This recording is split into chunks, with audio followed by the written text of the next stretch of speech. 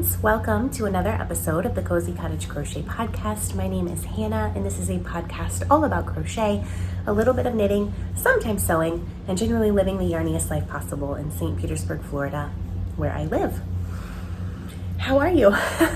If you are a new viewer, this is not going to be a normal episode, but thank you for stopping by. And if you are a returning viewer, thank you so much for coming back. I am sure you can tell that I do not look or sound like myself, and that is true. I do not feel like myself, but I will get into all of that in a minute. I still wanted to come on and be with you well, it's Thursday for me, but y'all are going to see this on Saturday. I still wanted to come on and be with you because this is a bright spot in an otherwise very intense and challenging couple of weeks. So I'm happy to be here, even though I sound and look a little like a ghoul. If you're looking for me anywhere on the internet, you can find me as The Cozy Cottage Crochet on Instagram and on Facebook. I am The Cozy Cottage on Ravelry. All of those are linked below. You can follow along on my projects. I am pretty good about logging everything I have made on Ravelry. I am not good about adding photos all the time, so a lot of my projects are still in WIP status even though they're completed because there's not a photo, and I won't put it to completed until there's a photo of it. So there's some of that going on, but I do try to log every single project that I make in there so that I have some record, so you can follow along there. We have a Ravelry group for this podcast, and we also have a make-along running right now called the Cozy Summer Mal. It's going to be going till the end of September, so we have a month and a half still to make a garment, and I actually will have a garment completed for this make-along, which I'm so excited about. I had hoped to have it completed to show you on today's podcast, but no, I still have half a sleeve. Boo! So you can join in. WIPs are totally allowed. Crochet is allowed. Knitting is allowed. The only rule is that you have to make something you would wear in the wintertime. Or if it is winter where you are, if you're in the southern hemisphere of the world, you make something you would wear in the summertime. It does have to be a garment, and the reason we're doing this make-along is because we're always working on winter things in the winter and summer tops in the summer, and then we can't wear them because by the time they're finished, like, it's time to not be able to wear them. So the garment I'm making for the winter, like, I'm not going to be able to wear it until probably October, November, but if it's done by the end of September, then I have like 4 or 5 months I can wear this garment before summertime comes again. So there will be prizes. There's a Ravelry chatter thread, so post your projects, chat away. I have not been active like at all in that thread the last couple of weeks, but there's been a lot going on, and I promise I will check in. I also promise I have read all of your comments on the last couple of episodes, and I just have not been able to respond. I've pretty much been sleeping a lot this week. So I do have some content to show you, mostly sock knitting. But let's talk about the giant pale elephant in the room. I had surgery, emergency surgery, Friday, almost a week ago. So today's Thursday, Friday last week I had surgery. And I will talk about that.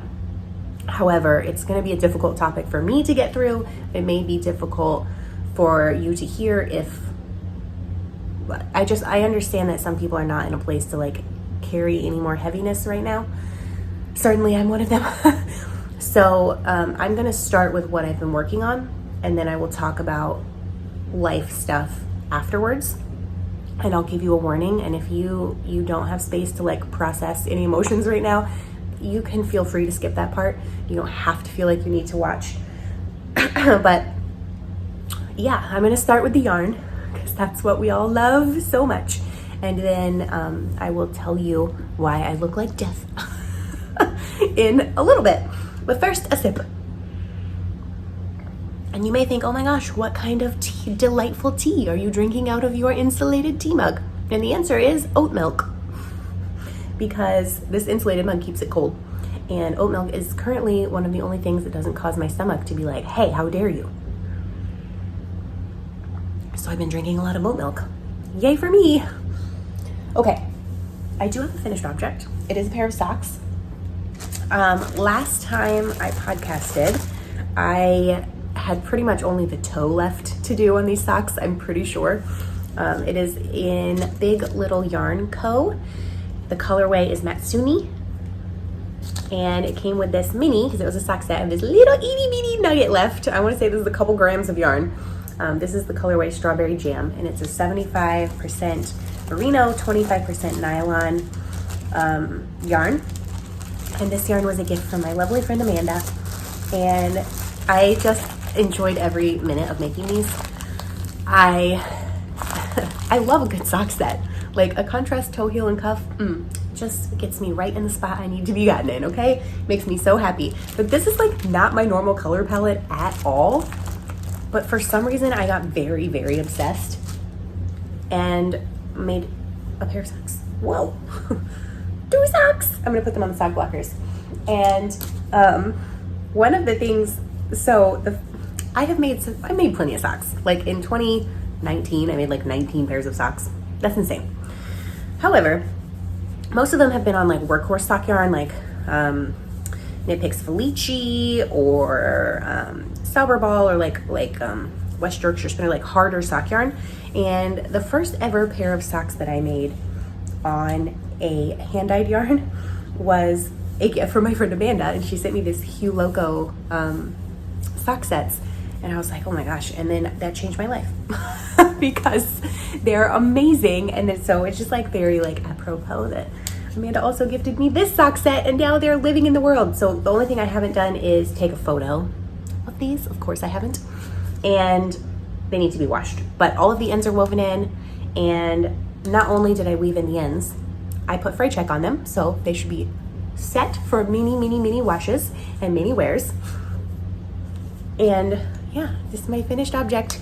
These are cuffed down. I do 64 rounds. Oh Lord. Maybe I shouldn't be podcasting today. I do 64 stitches, 15 rounds of 2x2 ribbing, and then I do about 15 rounds of the cuff, a shadow wrap heel, which is by Denise, who's Earth Tones Girl. I just favorite heel currently. Do about 5.5 inches a foot, and then the rounded toe from Mina's 2 at a time sock recipe. I never get that right. It's linked in my Ravelry page, okay? So yeah, these I think are just delightful, and they're so autumnal, and I can't wait to wear them. And yeah, I finished the toe on those, so very excited about that. The next pair of socks, this is a lot of sock content, that I was working on, got a little bit of love. These are the socks I talked about last time that I started toe up, and I was like, why did I do that? And I honestly am still like, why did I do that? I'm like not in a toe up mood right now, but they have grown. This is where I was last time, just at the end of the toe. So all of these stripes, 5 stripes have been done. And I'm trying to decide if I want to do a heel flap and gusset on these socks or not, or if I just want to put a shadow wrap heel in and call it a day. If I do a heel flap and gusset, it's going to mess up the stripe sequence for sure, but honestly, who cares? But also, I don't know, like I just don't know what I'm doing with these socks, and I don't like, it should make me so happy because it's pink, and this pink is actually a mini from my advent calendar last year. And if you put it right next to this, it's like ever so slightly different, but I mean the color matching here is incredible. So I don't know what the name of this is. It was just a mini from my advent calendar. This is a self-striping Christmas sock yarn from Fiber Nymph Dye Works called, it's either Jingle Jangle or Retro. I don't know which one was which because there was 2 50-gram balls of yarn, and one was green self-striping, one is pink self-striping. So I just don't know what I'm doing with these. This is like my favorite colors. I love self-striping yarn, and I just cannot figure out for the life of me why I decided to do them toe up. Why did I do that? Because it's making me not want to work on them. And I even have thought like, should I just rip this out and start over? And then I'm like, but I already did like half the foot on this sock. That's crazy, right? So this one may just be on pause for a minute until I get my act together and decide what I'm doing with these socks. I probably will just finish them, because is it really that different to do them toe up versus top down? No, it's not, especially when the toe is already done. It's just a lot of drama, okay? A lot of drama over half a sock. Much ado about knitting. Now, I have one more pair of socks to show you. This pair of socks I had not started last time I podcasted. So I finished the toe on these, And then I immediately went digging for new yarn for a sock, and I found some yarn and I started a sock, and this is actually going to be a tall sock, even though this is tangly. Why is everything so tangly? Okay, I have two because there's 2 balls of yarn attached to this. This is also a mini, I believe, out of the advent calendar I got last year. All of my minis are kind of stuffed in one box together, and none of the minis from the advent calendar had tags on them. They were in these little boxes that just took up too much space. So this one doesn't have a tag, so I'm pretty sure this came from the Sorella advent calendar. And this is the yarn that I'm using, which is magical. It is called the Yarn Jar, and it is the colorway Wild Orchid. It's a self-striping yarn. It's 75% merino, 25% nylon. You get 460 yards for 100 grams. And this yarn was a lovely gift from a viewer of this podcast named June, who sent this to me in the Get Your Yarn Wishes Granted last year. And I put this with my sock yarn.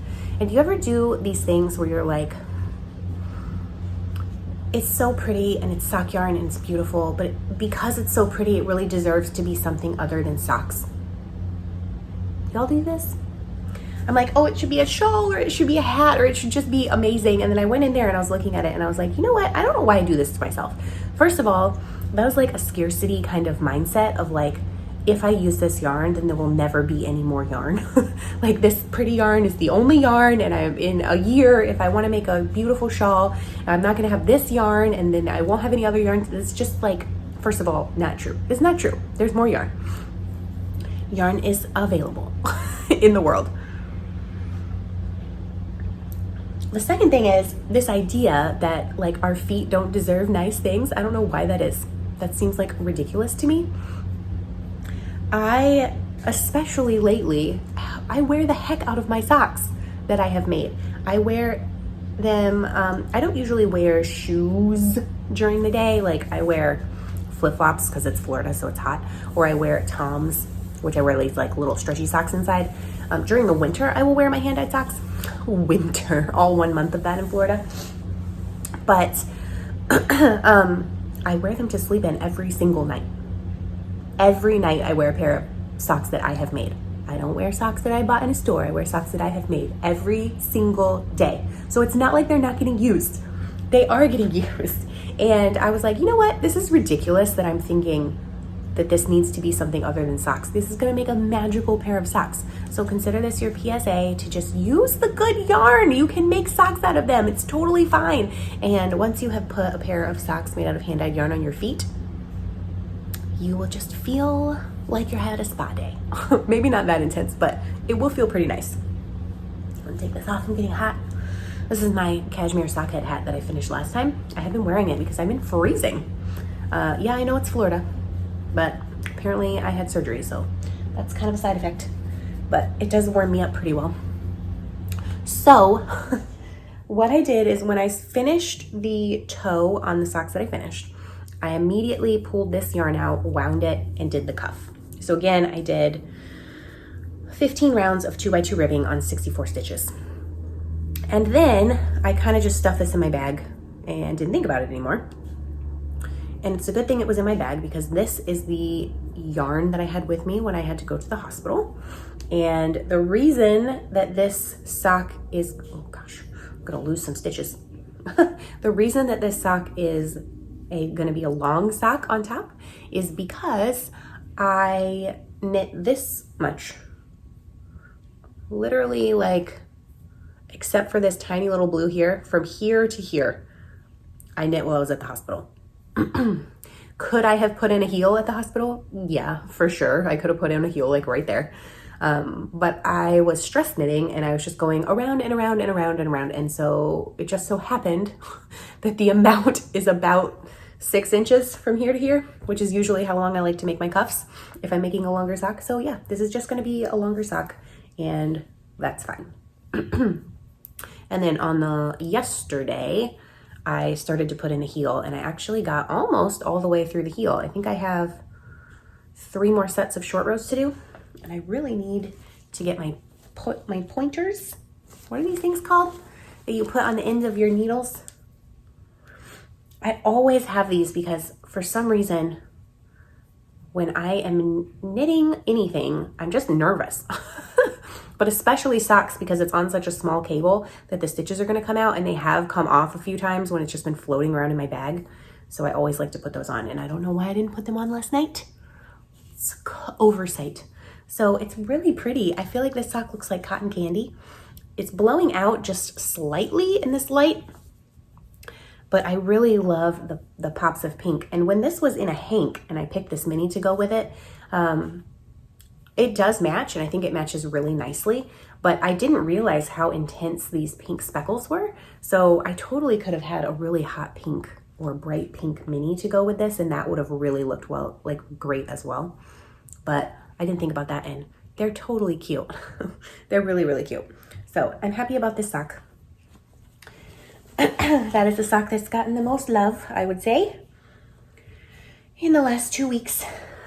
Is that enough sock talk? No, because you can never have enough sock talk. But that is all the socks I've been working on. I have a little bit of hat progress to show you, and then I have 2 garments to talk to you about. So this is my sockhead hat. It's my morning meditation project.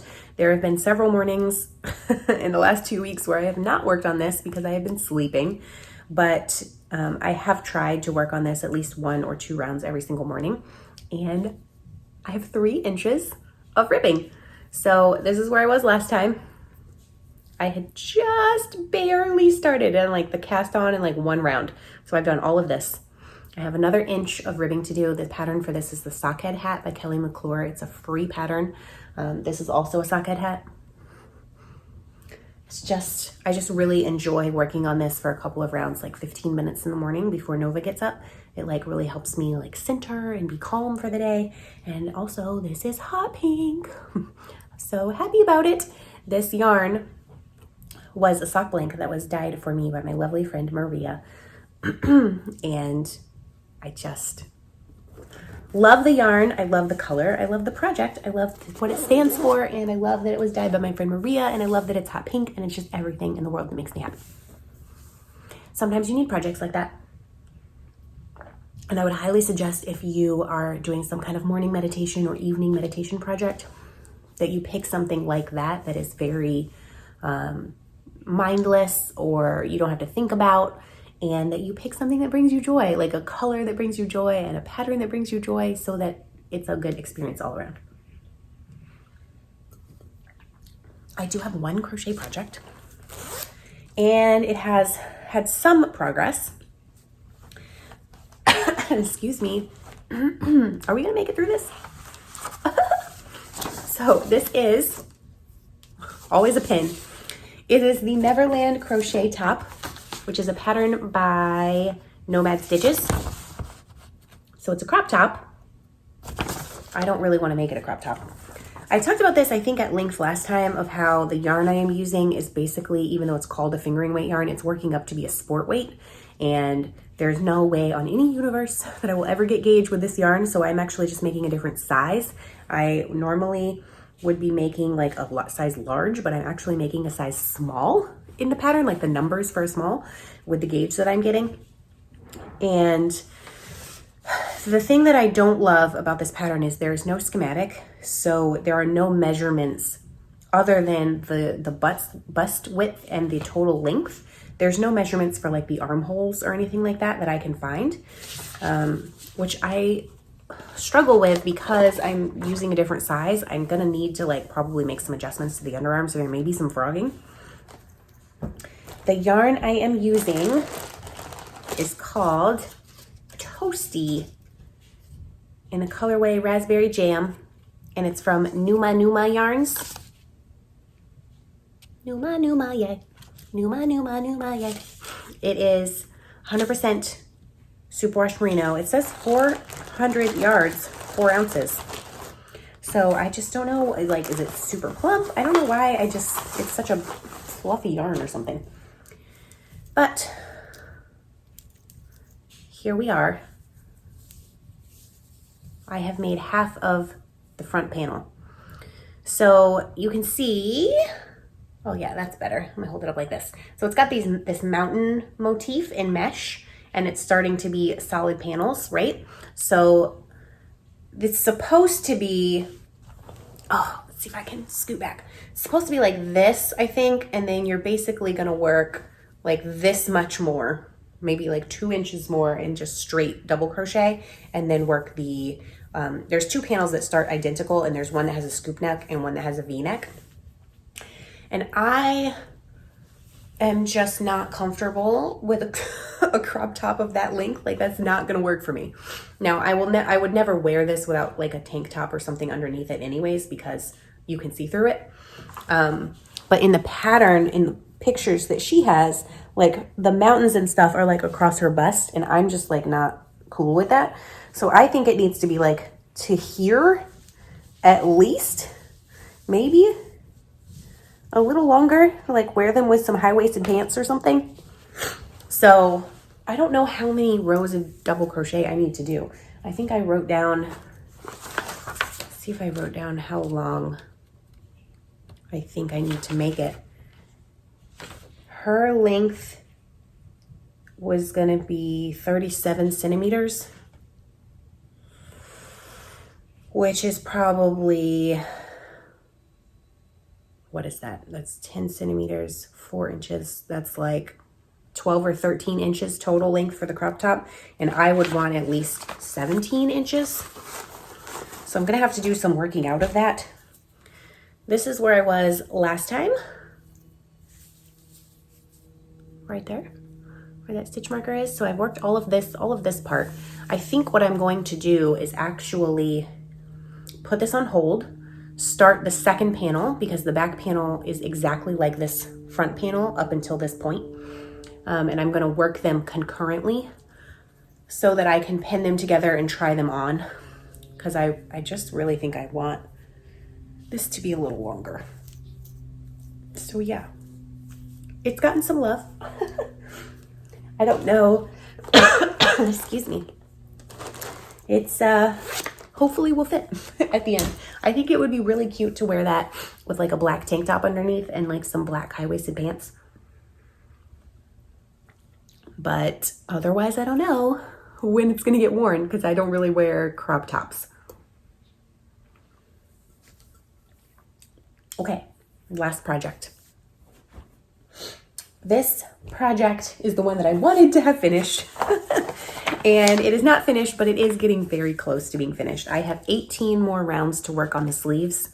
And then I have about 30 rounds to work on the sleeve cuff. And then it will be done. It is the Darjeeling cardigan, which is a pattern by Knitting for Olive. It is very clear, it's a really delightful pattern, although just be forewarned, you do need to be able to handle German short rows, even if that means you just need to like go on YouTube them, because I definitely had to YouTube them. It's been too long since I've done them. And you need to be able to work without a schematic, because there's no schematic, and with only one photo of the entire garment in the pattern. So I don't like those things, but the pattern itself is very clearly written. It works up super quickly, and it uses very little yarn. So the yarn I am using is Ula plus Leah. It is 100% yak yarn in fingering weight in the colorway Antique Ruby. This is a yarn that I got from the Ula plus Leah Kickstarter last year. And then I am also holding that double with Pearl Soho Tussock, which is 60% mohair and 40% silk, which is a lace weight yarn. So let's see. I got a whole bunch of yarn balls in here. So I've got 2 attached yarn balls. I've got my row counter. I've got an arm on the needles. So this is ball number 3 of the yarn that I have used for this sweater. What? How is this even possible? I truly don't know. Like I'm literally gonna get an entire sweater out of 300 grams of this 100% yak yarn and 100 and maybe 10 grams of this. I do not have enough of this These come in 25 gram balls. So if this takes 300, so the whole sweater is going to take 400 grams of yarn-ish. I had 5 balls of this 25 gram lace mohair silk. And I bought an extra one because I was like, ooh, the yardage is pretty tight. I think I just would be safer to have another one. And I definitely am going to run out probably halfway through the cuff on the sleeve, which would be devastating if I didn't have another ball of yarn, right?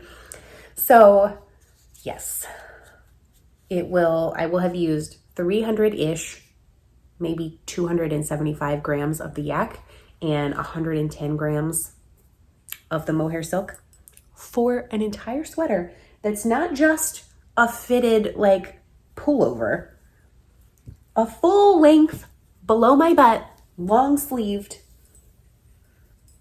sweater. It's a truly, it's a mind blowing to me, especially as a person who crochets things. Like crochet eats yarn, y'all. I know people say it doesn't, but in my personal anecdotal experience, I have found that that's utter crap. Crochet uses way more yarn. I have to be really careful with this so that I don't get stitches off the needles. Ooh. So here we go. The body has been finished for a little while. And as you can see, it is long, goes below my butt, which is what I wanted. It has this beautiful long ribbing at the bottom. And it's all very curly Q in the front because it has not been blocked. So it's like rolling in. But once it is blocked, it's gonna lay like this, pretty much. And it has, not raglan shaping because this is a drop sleeve, but it has this kind of V-neck detail, which I love. You can make a belt to go with this, but I made mine with less positive ease than it's called for in the pattern. So, because I wanted it to be oversized and comfy, but I didn't want it to like swallow me alive. So, I made the sleeve slightly longer so that I can do this with it, because the pattern calls for the sleeve to like end like right there, but I wanted it to like be there. And so I pull on it to do that now a little bit, but as soon as it's blocked, it's going to give me just a tiny bit more, I think, space, which will be fine. And yeah, you can see I have this much of plain stockinette to do before I do the cuff on the other sleeve. So it should be done next time. I really, really wanted to have this done for today's podcast, but the universe was not on my side on that. Okay, it's just so pretty. Like, I cannot get enough of how gorgeous it is. You can see the halo on it, hopefully. It's just been a really pleasant experience to knit this cardigan, and I'm just really delighted to have it almost finished. And if I can carefully roll it back up into its sausage, hopefully I'll have some energy to work on this tonight, because I think I could get through all 18 rounds before doing the sleeve cuff tonight if I can. So yeah, that is all the yarny content I have to share with you. So it's been 28 minutes. Dang, I really thought I didn't have energy for this, but apparently some oat milk just gives me that boost, y'all. So I have a major life update for you. And like I said, if you are feeling some kind of way today and you don't have space to hold emotions right now, then you can skip this part if it's like triggering for you in any way. I will be talking about pregnancy and fertility and miscarriage, just an FYI. And I for sure am going to get emotional. Like, I'm already getting emotional. So I'm not going to apologize for that because I am trying to feel my feelings. But the reason I look like death and feel kind of like death, honestly, is it's been a really, really intense couple of weeks. 2 weeks ago, 2.5 weeks ago now, I found out that I was pregnant. which my husband we really do want to have another baby. We haven't been aggressively trying. And what I mean by that is I have been keeping an eye on my ovulation window. And we have been trying to like time it close to that, but we have not been doing what we had to do to get Nova, which was like with a calendar every other day for a certain period of time every month, which is what it took to eventually get Nova, who is my miracle baby, who is at the babysitter today. I got an extra day of babysitting this week because I just can't. So we've been not trying. And we've been kind of like timing it around the window, but not like keeping a calendar and like being really aggressive about it for probably 10 months now. And it's not really like super easy for me to get pregnant anyways, I don't think, considering how long it took to get Nova. So it was kind of a surprise to find out that I was pregnant. And I was like, oh God, but it was a really happy feeling. And of course I had to call my doctor right away to go in for an appointment, several, because I have a history of ectopic pregnancy, so they need to rule that out. So I went in and we did like a check and a swab and all kinds of things. And then they scheduled me, I think that was on a Wednesday or a Thursday or something. They scheduled me for a viability ultrasound on Tuesday. It would have been Tuesday this week. However, on Wednesday night last week, I started having some pain in my abdomen and it was kind of all over. And I thought maybe it was gas. So I like took some medicine and it helped a little bit, but it was still like pretty uncomfortable on Thursday and the medication wasn't really helping. And then on Friday morning, it was pretty uncomfortable. But by Friday at like 11 a.m., it was like really intense pain. Like it had gone from like a 3 when I got out of bed that morning to like a 7 in a couple of hours. And the pain was right here in the exact same spot where I had the first ectopic pregnancy before Nova. So I called the doctor and it was really intense. And I was like, okay, well, before I called the doctor, I was like, okay, if it's gas or like, because I was a little constipated, I was like, maybe let me try this. So I like drank a bunch of water. I took the medicine and then I went for like a half a mile walk because that like really helps if you're having issues down there. It did not help at all. And I was like, okay, so I called the doctor and I was like, I don't know if I'm overreacting, but like, because I have had a history of this, I'm very nervous. And they were like, yeah, we'll call the on-call doctor and we'll call you back. So they called me back an hour later and they're like, you need to go to the ER. And I was like, I do not want to go to the ER. I did this once before. And when I showed up at the ER, they did all these tests and they literally said, we can't find it. We don't know what's wrong. We think you're having a miscarriage, but we really don't know. Go home and follow up with your OB. And I was like, I don't want that to happen again. I don't want to waste my whole day at the ER for them to be like, we don't know what's happening. So luckily I have grown as a person and have like if this was a couple years ago, I would have just been like, okay, I don't know what to do. Because I voiced that, they were like, okay, this is what you do. You go in, you tell them these things, be very specific. And then they went ahead and called the on-call like doctor at my practice and they informed her of the situation. And then they were like, if you are in any way unsatisfied with what they're doing at the ER, you call our on-call line like you're having a baby or a medical emergency, and our doctor will review your results. And I was like, okay, so that made me feel better. So I showed up at the hospital, I want to say at like 11:30 or noon on Friday last week. They did all the tests. They took blood and they took urine and they took swabs and they were all up in my business. And then they did an ultrasound on the top and then they did an ultrasound on the inside, which, oh my God, I forgot how far those go up. They're like in your stomach. And I did pretty well. Like I was really uncomfortable and I was in a lot of pain, but I wasn't having a lot of anxiety except for during the actual ultrasound itself, because they won't tell you anything and you can't see the screen. And I knew better than to ask because they won't tell you. But that just gave me like flashbacks of the last time I was in the hospital getting that same ultrasound in the same hospital in the same room. So that was really hard to deal with. But as I said, I stress knit like a whole cuff of a sock while I was there. I had enough forethought before we left for the hospital to like pack some water and a jacket and some socks and some knitting and stuff like that. And I packed snacks for my husband. So I was like, who knows how long we're going to be here.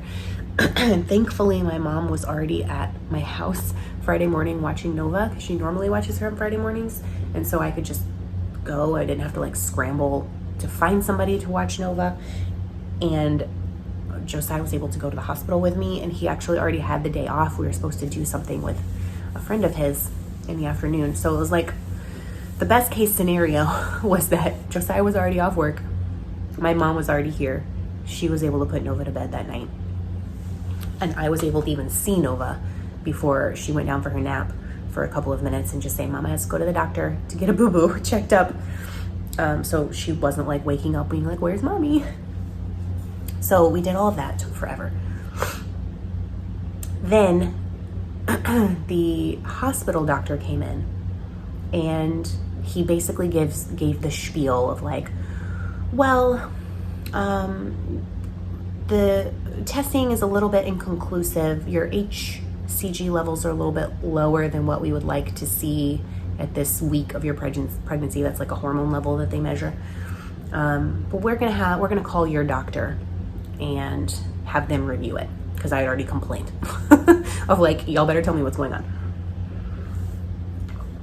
So they called my doctor, and I just knew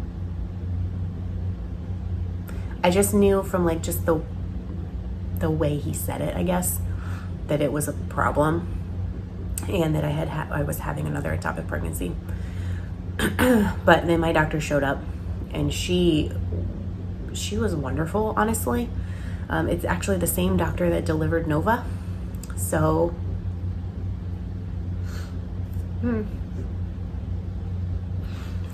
she showed up, and she came right in, and she didn't beat around the bush, but she was very kind. And she wasn't like, these results are inconclusive. She was like, I've looked at it. You are having another ectopic pregnancy. It is in the same spot as your first. There is nothing we can do to save this pregnancy. There's no way we can move it. It is not viable. It's in your tube. And not only is it in your tube, it is in the exact same spot as the first one. And the best course of action is to have surgery and remove this tube, instead of going the route that we did the first time, which was basically you get to have a shot of a type of chemo medication that dissolves the cells. And so she explained to me, because I had a lot of questions. I was like, what are the side effects, and like, what is the chances of another ectopic pregnancy after, like, if we go the methotrexate route and like try to dissolve it again, and what are the odds it's going to rupture? And she answered all of my questions so kindly. Like, she just really made me feel a lot better about the whole thing, because I've never had surgery. And basically what she said is, so the chances of having an ectopic pregnancy are 1 in 100, pretty much. And if you've had one, the chances goes up to like 10%-ish, which that's a lot higher, but still that's 90% chance that you're not going to have one, which is why they like to try to save the tube, first of all. And that's why we worked so hard to save it the first time. But once you've had 2, the chance like triples. And the danger level goes way up. So basically, the way she explained it to me is, from the first ectopic pregnancy, there's microscopic damage. Even though the first pregnancy was cleared out of the tube, there is these microscopic like damage, like texture on the inside of the tube, it's never going to go away. And so the problem is, when that second pregnancy came through, it found that textured spot And it thought that that was the uterus because the uterus has texture, but the fallopian tube really does not on the inside. And so it just implanted right there. It was like, oh, made it. This is my spot. And like implanted. And she's like, especially because it's in the same spot, your chance of rupturing this tube goes up exponentially. And so I was not bleeding. I was just having really intense pain. So she was like, it's not like a life-threatening situation at this moment, but if you were to ever get pregnant again and it gets in there, like your tube has already been through this trauma twice, the chances that it's going to rupture and be a life-threatening situation go way up. And so I was like, ugh, like I don't like that. So she stepped out and like gave Josiah and I some time to process and cry. I've been doing a lot of crying.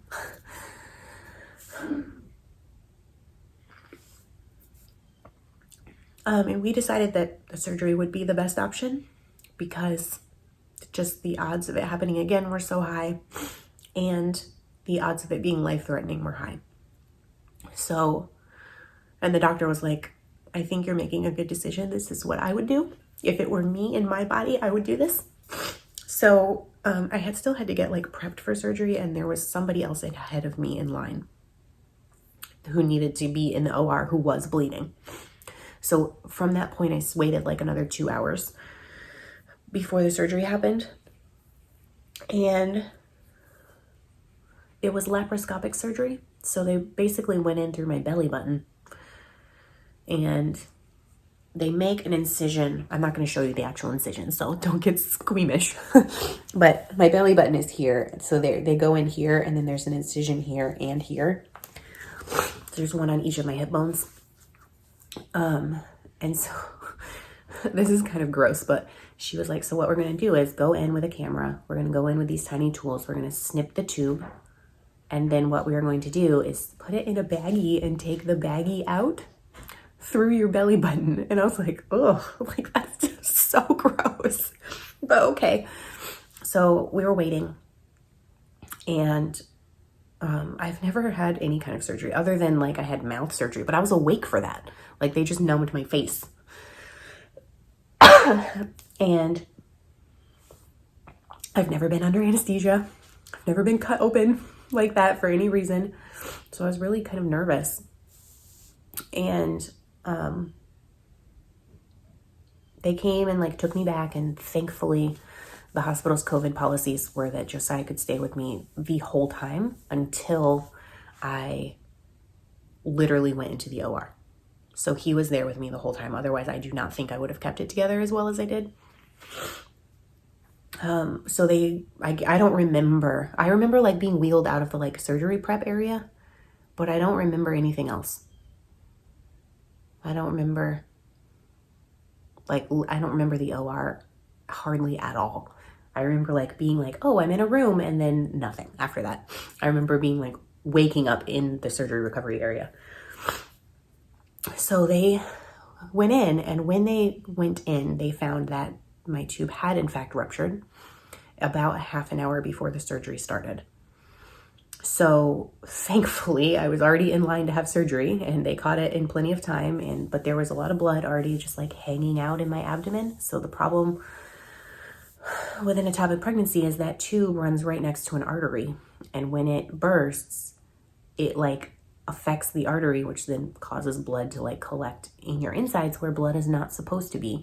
So they were able to stop that bleeding and then get the tube out, and then I guess they had to like vacuum all that blood out of my stomach through my belly button.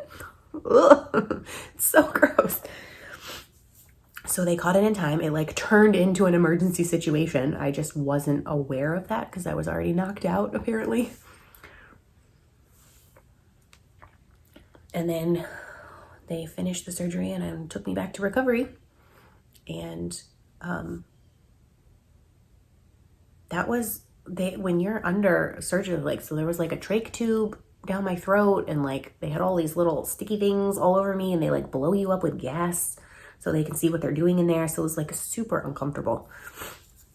And when I woke up, I couldn't really talk because that tube in your throat they had just taken out, it like had like made my throat like have all mucusy and stuff, and I couldn't cough because I was in so much pain from the surgery, and like the medication hadn't kicked in yet to like numb the pain, because they won't give you any until afterwards, and they like wake you up and make sure you're okay. So it was a lot of drama. It took me probably like 45 minutes to an hour to become like fully with it. And then they gave me like a muffin and then discharged me. So I got home at like midnight, 1 a.m.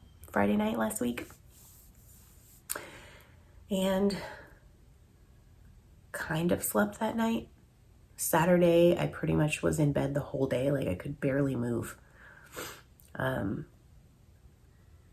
It just, everything hurt. I was so tired. Sunday, thankfully, I had already had someone scheduled to preach for me on Sunday as like a guest speaker, which was unrelated, but there's no way I could have spoken on Sunday at church. I couldn't even, I sat there, and then at the very end, I got up for like 3 minutes and just kind of told everyone what was going on and that I had had emergency surgery, and everyone was so nice about it. And then Monday, like Nova's been going to the babysitter every day this week for her 3 hours in the morning. And I have been in bed the whole time. Like Sunday night, I did not sleep at all. And I mean, I have not pulled an all-nighter since college. Even when Nova was a baby, I dozed off. No, I didn't sleep at all on Sunday night. A fun side effect of general anesthesia is that you can get really dizzy and like nauseated and like get the spins. And all night on Sunday, if I closed my eyes, the whole room started spinning and I felt like I was going to throw up. And like I was up all night. I went through literally a whole season of something on Netflix because I just couldn't close my eyes for a second. So that was not great. I eventually was like raiding the closet, like what can I do? And I found some Zofran, which is a prescription nausea medication that I had when I was pregnant with Nova. And I took one of those at like 4 a.m. and it finally at like 5 a.m. calmed down. So that was terrible. But Monday, Tuesday, Wednesday this week, I have been in bed the whole 3 hours she's been at the babysitter. And most of the time she's been napping. Monday, one of my friends came over to like play with her because I couldn't pick her up. And it's almost like she can't get that close to me, at least for the first couple of days, because my whole abdomen was in like such pain, and like even just her bumping me hurt, which has been really hard for her. Oh,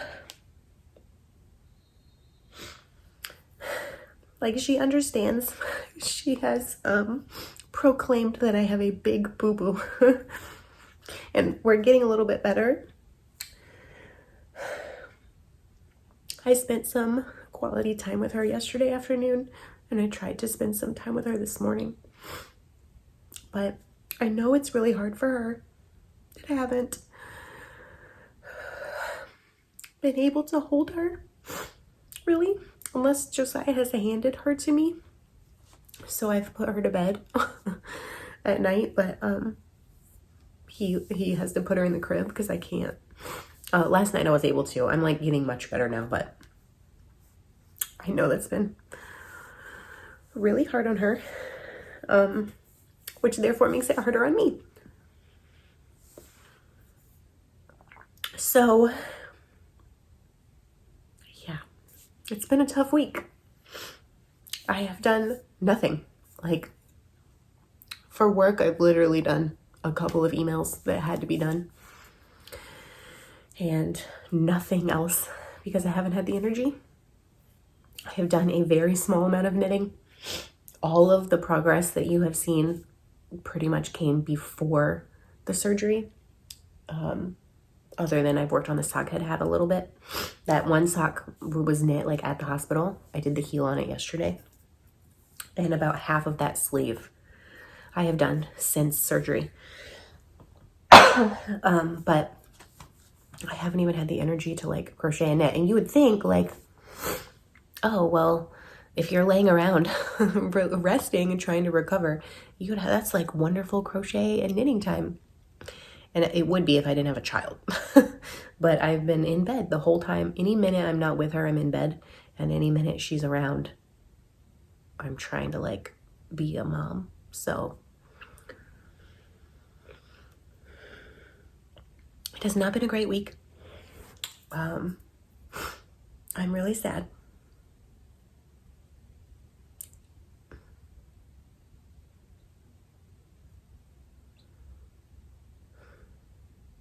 I really wanted that baby. And I guess it wasn't meant to be. I'm like, I have a lot of emotions all at once because I'm so sad that baby will never grow. Nova will never get to meet that baby. I am sad that I've lost a fallopian tube, which means my chances of getting pregnant go down, and it's already not super easy. So that's tough for me. They say like most the statistics or whatever this means, most people can get pregnant. Like 80% of people get pregnant in 1 year of trying. And if you lost a fallopian tube, it's like 80% ish will get pregnant in 2 years of trying. So it basically cuts it in half, the chances, or doubles the amount of time, essentially. I'm not saying that's going to happen, but it probably will happen, that it's going to take a long time. And that makes me sad because we really do want to have one more. Like, I want Nova to have a sibling if possible. And on some level, I want to have a different experience than I had with Nova, because I was pregnant with her during COVID and there was just no support. I went to every single doctor's appointment alone. And because I was pregnant with her after a loss, I was so anxious. I pretty much never calmed down for the entire pregnancy. I always thought there was something wrong with her. And there wasn't. She was totally fine. But just the knowledge of that this third pregnancy was a topic, it just makes me think like how much more of a miracle she is. Because that's crazy to me. But so I'm feeling all of that. I'm also feeling thankful that they caught it in time, because if I had made any other, like if I hadn't gone to the hospital, if I'd made any other decision other than surgery, like who knows what would have happened, because my tube did rupture and I was literally bleeding inside of my body. So I'm very grateful that it happened exactly the way it did, because I'm still here. I'm very tired.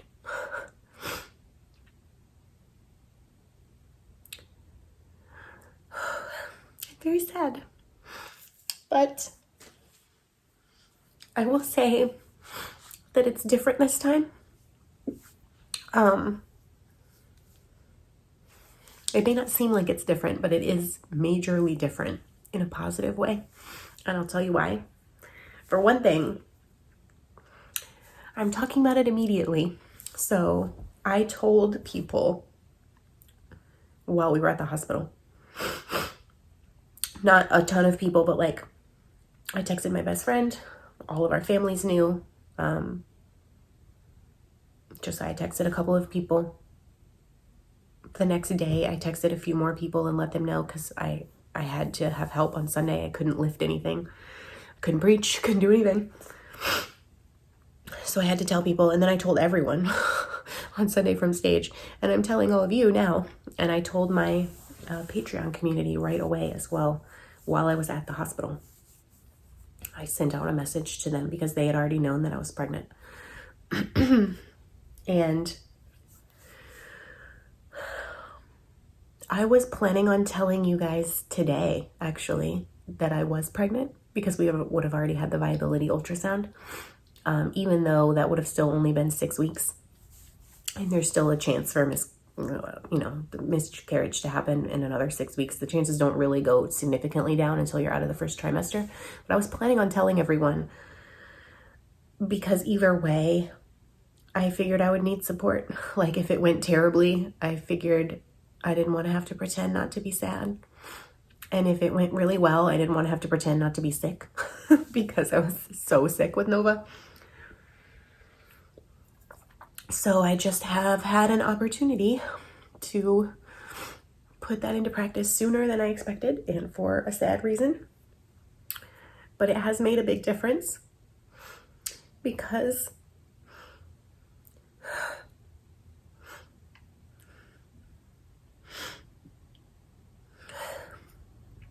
I really have felt not alone. And like, I'm really, truly horrible at asking for help. Like, I just don't do it. Even if, like, I literally have to. I'm not good at asking for help. And when people offer to help me, I have a fatal millennial flaw. I think a lot of millennials have this, where we just don't believe that people mean it. Someone will be like, oh, let me know how I can help you. And what my brain hears is, oh, they're being so nice. But they don't really mean that. And I've had a lot of opportunities. God has given me a lot of opportunities to ask for help this week. And basically people have been like beating our door down to help me. Like we have not had to cook dinner a single night this week. People have like brought us food or given us Uber Eats gift cards or something. So I haven't cooked a single thing, which is like such a blessing. Someone volunteered to speak for me this upcoming Sunday at church, and my first instinct was to be like, no, it's like, I'll be fine by then. Like, that's a week from now. It's no big deal. And then I was up literally all night on Sunday, and I was like, okay, like, this is an opportunity for me to just let someone help. So, someone's speaking for me on Sunday. Which should be great. It'll be great. So yeah, people have brought us food. People have been checking on us. Someone came over on Monday to help me with Nova. I got an extra day of babysitting today because I just can't.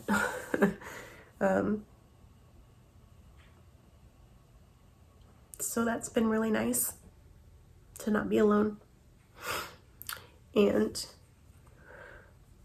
the reason that I say it's different, and I think perhaps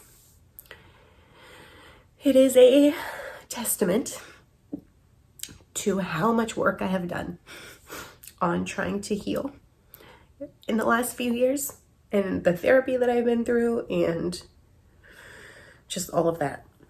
Because the first time, nobody knew. Like, obviously Josette knew, and a couple people, but nobody knew. Work didn't know. Only a few people in family knew.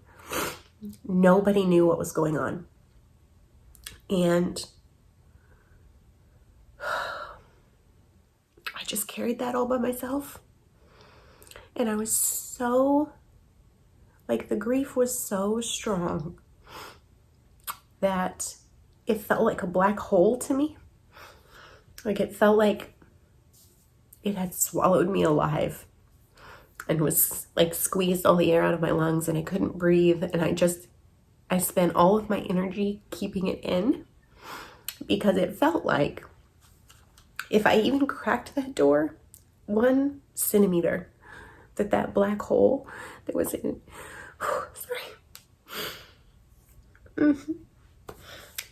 okay, I have to get through this. It felt like that if I even cracked that door just 1 centimeter, the black hole that was inside of me was going to come out and just swallow everyone else alive like it was swallowing me alive. So I just couldn't let it out, which of course did not work. Like, I started not sleeping and having panic attacks, and my stomach hurt all the time. And like, so I've done a lot of processing and healing from that. I did EMDR therapy to process that loss.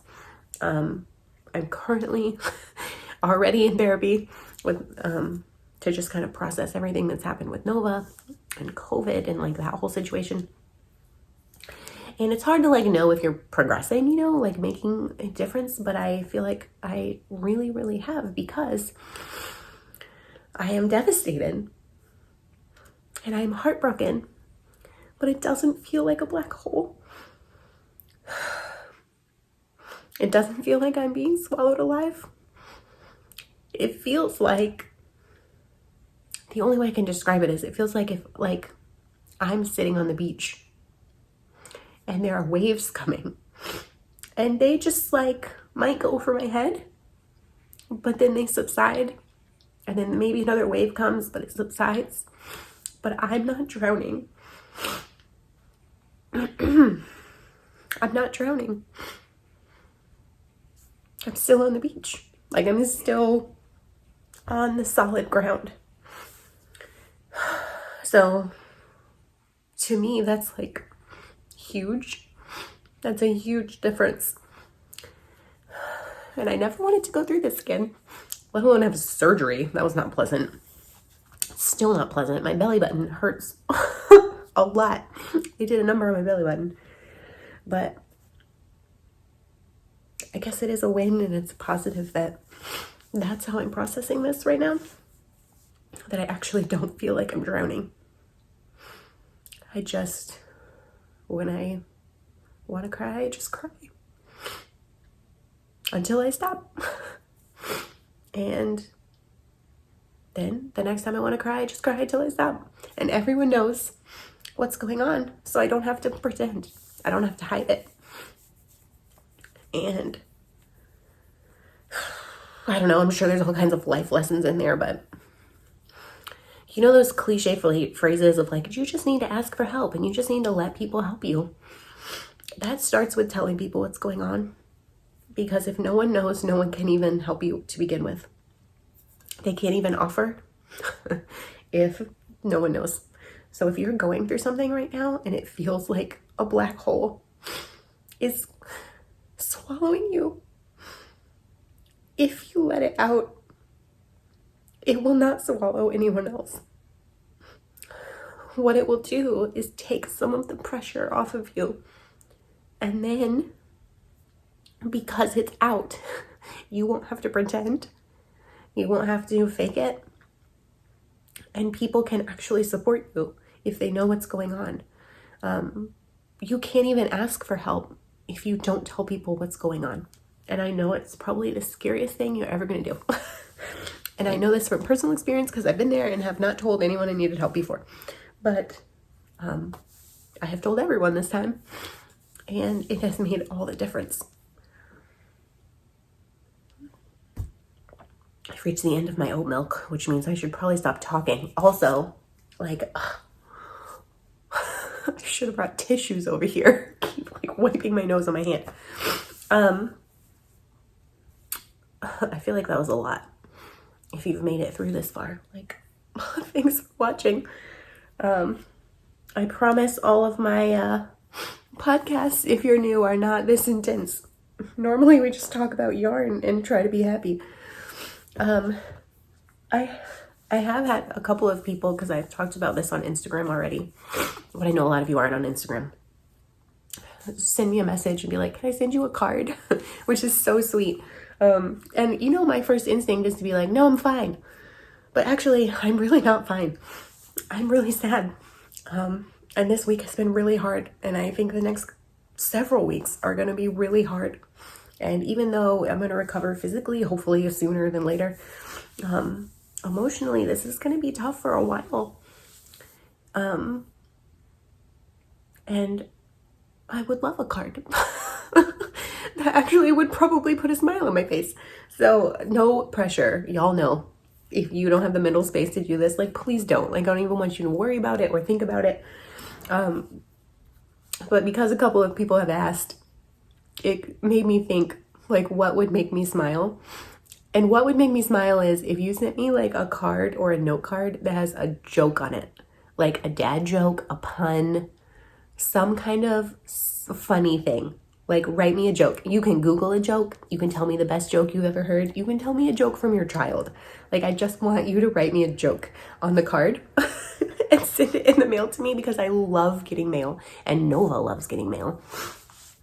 And I promise you that will make me laugh because I love a good dad joke. Love it. Which is such a good reason why I married my husband, because he's full of terrible jokes and they make me laugh hysterically every time. So if you want to send a card with a joke, I would really appreciate that, I think. Also, at the end of every Get Your Yarn Wishes Granted campaign, my last wish is always like, put your favorite tea bag. Like, you can put one tea bag in a card and mail it in the United States, at least for like one stamp. So if you have a favorite tea, you can pop a tea bag in there too. The only thing I will say is generally I'm not this picky, but I can't, I'm supposed to be limiting caffeine right now. So decaf or caffeine free would be best. And please no ginger tea, because I drank gallons of ginger tea when I was pregnant with Nova and I never want to look at ginger tea ever again in my life. Just the thought of it makes me queasy. So that does not bode well for if I ever get pregnant again. What am I going to do for the nausea? I don't know. But so what I'm going to do, if you want my address to send a joke on a card, is I'm going to put a link down below. It will be the first link in the description box, but I am not going to call this link Hannah's address because I only want people who have actually watched this video all the way to the end and are looking for my address to find it, because it is my actual house. It's not like I don't have a P.O. box. So there's going to be a link called The Link You Are Looking For. That's what it's called. It's the first link in the drop down. It says The Link You Are Looking For. And if you click on that, it will take you to a Google Doc that has my address on it. And if you want, send me a card. And I would like to laugh sometime over the next couple of weeks, because it's probably going to be tough. Look at me having another opportunity to ask for help. Oh man, we've been talking over an hour already. I really thought this was going to be a shorter podcast. I need to go, I think. I don't know how to end this because I'm just a mess. Now, not only am I pale and look like a ghoul, I look like I've been crying for an hour, which I have. So what I'm going to do is eat some ice cream. Because who cares? This week is a nothing week. It doesn't matter. Yesterday I ate Captain Crunch Oops All Berries after Nova went to bed. And it was the first thing I've eaten since Friday that didn't give me a stomachache. So I don't know why that is. Captain Crunch Oops All Berries is basically candy. But yeah, I'm gonna go eat some ice cream. And I just want to say thank you for you all being here. Thank you for watching. Thank you for being part of my community. Thank you for making me feel less alone. Special thank you to my Patreon community for being so supportive of the last week of my life and all of the time before that, but definitely in the last week. Y'all have meant a lot to me. And I hope to have a finished object sweater to show you in 2 weeks and very little life drama. I sincerely beg the universe that next time I'm not like, and I've had another surgery, because that would be insane. So just, I don't know how to end this, but I appreciate you and thanks for being here. I'll see you in 2 weeks, y'all. Bye, friends.